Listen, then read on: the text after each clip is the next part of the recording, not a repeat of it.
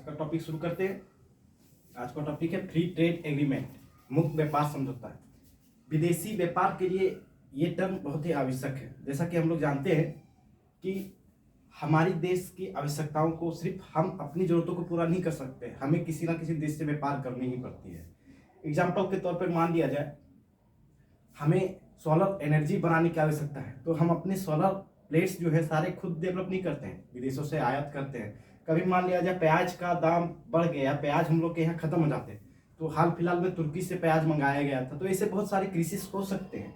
ऐसी स्थिति के लिए हम लोगों ने क्या किया है कि अन्य देशों से हम समझौता करते हैं कि किसी एक निश्चित प्राइस पर हम सामान को खरीद सके। तो इसमें फ्री ट्रेड एग्रीमेंट है क्या? इसमें क्या होता है कि दो देश आपस में एक लिस्ट बनाते हैं, एक सूची, और उस सूची में कुछ नाम लिख देते हैं और उसमें क्या लिखते हैं, ये नकारात्मक सूची कि कुछ ऐसी वस्तुओं और सेवाओं का नाम इसमें होता है, वस्तुओं और सेवाओं का नाम होता है, नाम जिस पर छूट नहीं दी जाती है, जिसका व्यापार नहीं किया जा सकता है, जिस पर छूट। या छूट किस तरह के होते हैं? दो तरह के होते हैं, एक tariff and non tariff, tariff and non tariff barrier कहते हैं। तो देखिए, इस लिस्ट में कुछ वस्तुओं और सेवाओं का नाम रहता है, करते करते जो भी लिस्ट बना हो साइन होता है जब, और इसे नकारात्मक सूची कहते हैं। तो इस सूची में जब भी दो देश समझौता करते हैं तो इस सूची, इस नकारात्मक सूची में जो भी वस्तु और सेवाओं का नाम है उन्हें छोड़कर अन्य जितनी भी वस्तुएं हैं, सेवाएं हैं, सारे के सारे वस्तुओं सेवाओं का मुक्त आवागमन होता है।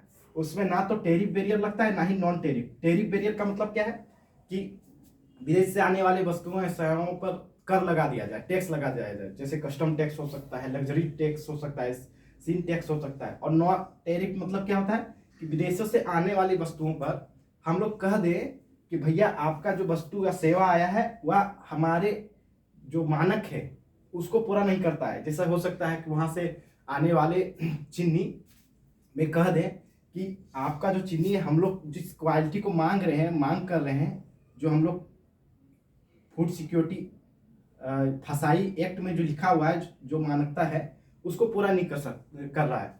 इसी तरह से कई शराब के बोतल्स भी आते हैं, तो उनको भी हम लोग कहते हैं भैया देखिए ये जहरीला हो सकता है या है, किसी भी आधार पर जो मानकता को पूरा ना कर सके।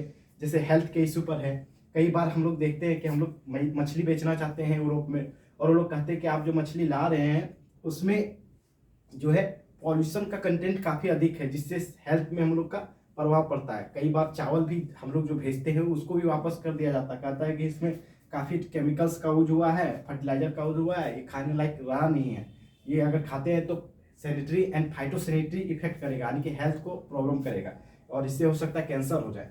तो इसमें हम लोग ने देखा कि जो नकारात्मक सूची है उसको छोड़कर बाकी अन्य सारे वस्तुओं और सेवाओं का मुक्त आवागमन होता है। मुक्त आवागमन का मतलब होता है tariff and non tariff barrier से पूर्णतः छुटकारा। अभी हाल फिलहाल हम लोग कई देशों से या FTA कर चुके हैं, फ्री ट्रेड एग्रीमेंट कर चुके हैं। और वो देश कौन कौन से हैं? जैसे कि साफ्ता हो गया, जो साफ्ट से हम लोग किए थे 2004 में। एशियान देश भी है, एशियान में 10 देश आते हैं। ये दक्षेश हो गया, इसमें 8 देश है। आसियान में 10 देश है। ये पूर्वी एशिया की बात हो रही है, इसमें शामिल होते हैं।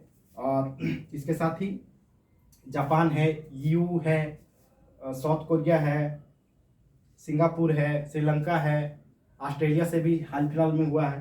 तो इन देशों से करने का यह फायदा है। और अभी हाल फिलहाल में UK के साथ या इंग्लैंड के साथ यह वार्ता जारी है।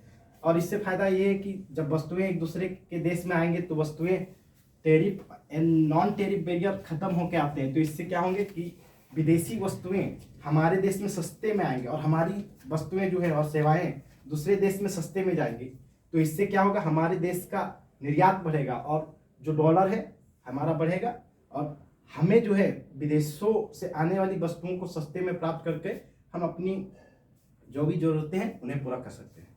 और यहीं पर यह टॉपिक समाप्त होता है।